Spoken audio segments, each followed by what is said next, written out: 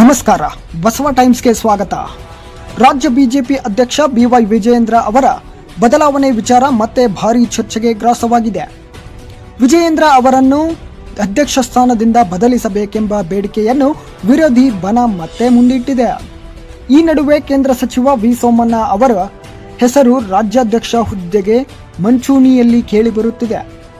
ಬೆಂಗಳೂರಿನಲ್ಲಿ ಸುದ್ದಿಗೋಷ್ಠಿಯಲ್ಲಿ ಮಾತನಾಡಿದ ಸೋಮಣ್ಣ, ನಾನು ಪಕ್ಷದ ಶಿಸ್ತಿನ ಸಿಪಾಯಿ, ಹೈಕಮಾಂಡ್ ಏನು ಹೇಳುತ್ತದೆ ಅದನ್ನೇ ಪಾಲಿಸುತ್ತೇನೆ ಎಂದು ಹೇಳಿದ್ದಾರೆ.